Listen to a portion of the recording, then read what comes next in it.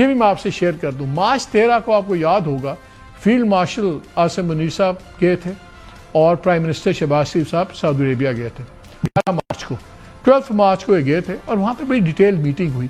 वहीं से ये बात चली जहाँ पाकिस्तान ने ब्राइम प्रेस अपॉइंट किया मोहम्मद बिन सलमान साहब पे कि आप डोनाल्ड ट्रंप को मना सकते हैं, समझा सकते हैं, ये प्रेशर डालें, ये बड़ी मुश्किल सिचुएशन होगी।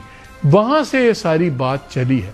आज अभी कुछ देर पहले फाइनेंशियल टाइम्स ने तो ये भी दावा किया है कि field marshal general Asim Munir साहब की बात हुई है डोनाल्ड ट्रंप से, लेकिन ये फाइनेंशियल टाइम्स का दावा है। दो चीज़ें क्लियर हैं कि सीरियस डायलॉग चल रहा है। रोज एक और चीज़ जो मैंने आपसे खबर शेयर की कि आज 11 बजे के बाद एक कॉल शेड्यूल्ड है, उसमें भी पता लग जाएगा कि उसका नतीजा, वो एक बहुत इंपॉर्टेंट इरानियन पर्सनैलिटी के साथ कॉल होगी, वहाँ से भी पता लग जाएगा कि ये डायलॉग आगे बढ़ेगा या नहीं बढ़ेगा।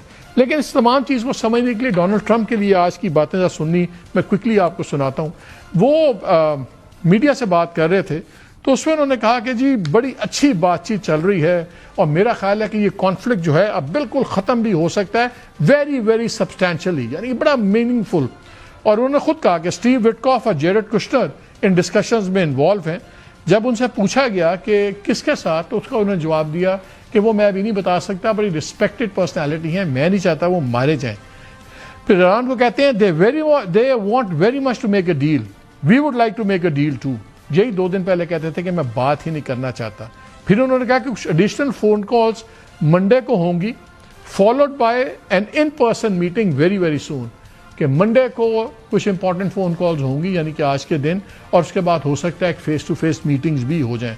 ये दोनों खबरें जुड़ती हैं। जो एक कॉल मैं आपको बता रहा हूँ कुछ देर बाद हो रही होगी, या हो सकता है हमारा प्रोग्राम चल रहा हो तब तक हो भी गई हो, और फिर उसमें फैसले होंगे कि फेस टू फेस मीटिंग्स होंगी कि नहीं होगी। फिर उनसे जब बात की गई कि इनरिचमेंट पे, तो उन्होंने कहा हाँ जी इनरिचमेंट पे तो हम वो चाहते हैं कि वो जो डस्ट है, न्यूक्लियर डस्ट, वही जो इनरिच यूरेनियम था, वो फॉरेन मिनिस्टर ओमान के पहले ही बता चुके हैं कि वो उन्होंने पहले ही कहा था कि हम ख़त्म कर देंगे। फिर उन्होंने कहा कि मेरा प्लान था कि इनके $10 बिलियन के खर्चे से जो बना हुआ है largest electric engineering generating plant, उसको उड़ा दूँ, तो वो भी नहीं चाहते कि ऐसा नुकसान हो। फिर उन्होंने एक दावा किया, so they called, I didn't call, they called, यानी कि ईरानियों ने मेरे से कांटेक्ट किया, उन्होंने कॉल किया, जिसको भी किया, जिसके ईरान ने बड़ी स्ट्रांगली डिनाई किया। लेकिन इतनी गप्पें तो आपको पता है डोनाल्ड ट्रंप ऐसे ही मार देते हैं। उन्होंने तो ये भी पिछले दिनों कह दिया था कि मैंने साबिक अमेरिकी सदर से ने मुझे कहा, अभी कुछ दिन पहले मेरी बात हुई, तो उसने कहा कि काश मैं सोचता रहा कि मैंने कर दिया होता ये हमला जो आपने किया। तो चारों जो जिंदा हैं सदूर, उन्होंने कहा कि हम में से किसी से बात नहीं हुई। तो डोनाल्ड ट्रंप ने अपनी शेखी तो मारनी होती हो गई। फिर उनसे पूछा गया कि अगर आपकी सीज़फायर की कोई बात हुई तो क्या इजराइल मान जाएगा? उन्होंने कहा जी इजराइल बिल्कुल मानेगा और बड़ा खुश होगा, सब कुछ होगा। और फिर उन्हें कहा गया कि आपने ईरान को बड़े पैसे कमा के दे रहे हैं। उन्होंने कहा जी कोई पैसे नहीं, उनको मिलेंगे तो तब की बात है। लेकिन जो असल पॉइंट चीज़ है, उन्होंने कहा कि जी कितने पॉइंट्स ऑफ एग्रीमेंट है जिन पर आपका डिसाइड हुआ है? उन्होंने कहा जी तकरीबन 15, और उसमें 15 वो मान गए हुए हैं।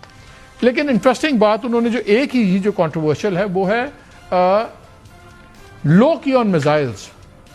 वो अब वहाँ के मीडिया में भी डिस्कशन हो रही है कि लो की ऑन मिसाइल्स क्या है, क्या वो शॉर्ट रेंज मिसाइल्स पे मान गए ईरानियन, वो नहीं माने। इशू नज़र ये आ रहा है कि अब क्लियरली डोनाल्ड ट्रंप के पास ये आखिरी मौका है कि इसमें से निकलें, इस चीज़ में से निकलें, एक बाइज्जत तरीके से विक्ट्री क्लेम करें और निकलें। क्योंकि अगर ये स्टेप पे वो जाते हैं तो फिर ये बहुत ही मामला ख़राब होगा।